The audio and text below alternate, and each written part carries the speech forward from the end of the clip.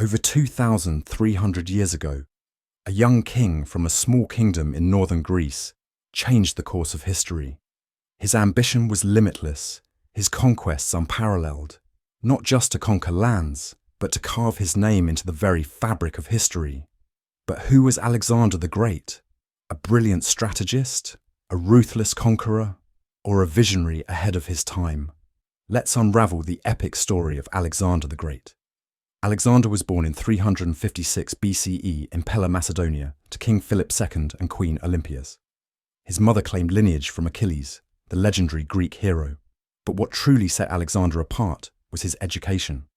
At the age of 13, he became a student of one of the greatest minds in history, Aristotle. Under Aristotle's guidance, Alexander learned far more than just academics. Philosophy, ethics, politics, and military strategy were all part of his curriculum. Aristotle introduced him to Homer's Iliad, which became Alexander's favourite book. He carried a copy on every campaign, seeing himself as a modern Achilles destined for greatness. But here's a fascinating detail. Alexander wasn't just a bookworm. He practiced what he learned. Aristotle taught him that leadership wasn't just about war, but also about uniting people. This philosophy shaped Alexander's approach to empire building later in life. Did you know? As a child, Alexander tamed a wild horse named Bucephalus, a feat no one else could achieve. This loyal horse would accompany him into battle for years, becoming as legendary as his master. Before we dive into Alexander's conquests, let's understand his greatest adversary, the Persian Empire. Founded by Cyrus the Great, it was the largest empire the world had ever seen, stretching from modern-day Turkey to India. At its height, it was ruled by Darius III, a king known for his vast wealth and powerful army. Their army included elite warriors called the Immortals, who were said to be undefeatable. They had war elephants, cavalry, and a network of roads and spies to maintain control. Taking on the Persian Empire was no small feat, yet Alexander was undeterred. Here's something intriguing. Many believed the Persian kings were divinely chosen. To defeat Darius III wasn't just a military victory, it was seen as challenging the gods themselves. Alexander's rise began with tragedy. In 336 BCE, his father, King Philip II, was assassinated under mysterious circumstances. Some even suspect Alexander's mother, Olympias, played a role, ensuring her son would ascend the throne. At just 20 years old, Alexander became king of Macedonia. But ruling wasn't easy. The Greek city-states rebelled, doubting the young king's ability. Alexander acted swiftly. He crushed revolts and secured his position as leader of the Corinthian League. With Greece united, he turned his attention eastward to the Persian Empire. Some say Alexander's rise was foretold by a prophecy.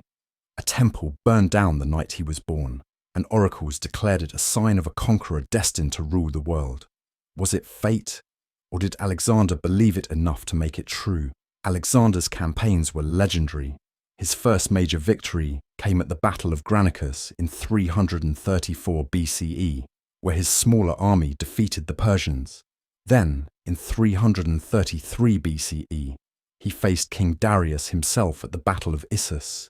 Though outnumbered, Alexander's strategy was unmatched. Darius fled, leaving his family behind. Here's a striking detail.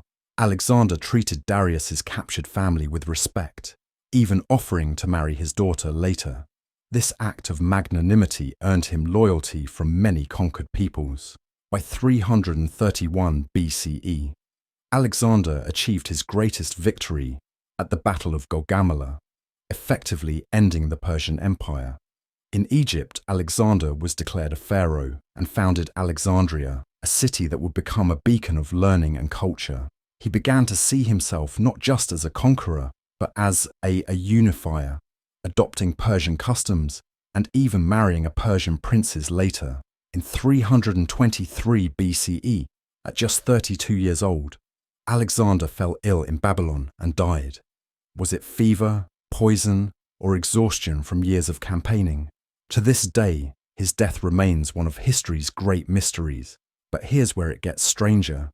After his death, his body didn't decay for 6 days. Ancient sources claim this was a sign of his divine status. His body was placed in a golden sarcophagus and taken to Alexandria, but his tomb has never been found. Could it still lie hidden somewhere, holding treasures and secrets of the ancient world? Alexander's empire didn't last long after his death. His generals, the Diadochi, divided it into smaller kingdoms, yet his legacy endures. Even centuries later, figures like Julius Caesar and Napoleon look to Alexander for inspiration. His life continues to captivate historians, adventurers, and dreamers alike. He embodied ambition, courage, and the relentless pursuit of greatness. Make sure to like, comment, and subscribe for more incredible stories.